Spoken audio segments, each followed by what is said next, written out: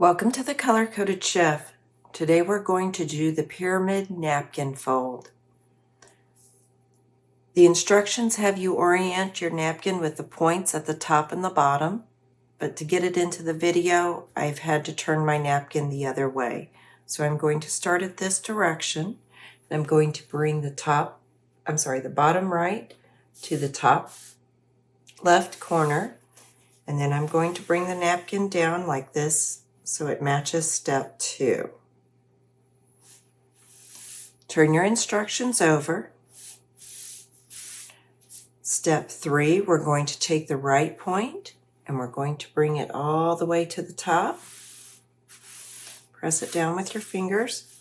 Step 4, we're going to bring the left point up to the top. Okay. Step 5, we're going to use 2 hands and we're going to flip the napkin over and lay it flat. Step 6, we're going to grab the top point of the triangle that was the triangle before, and we're going to bring it down to the bottom to form a triangle. Step 7, we're going to turn the napkin over one more time from left to right. And now we're going to take this and we're going to bring it up.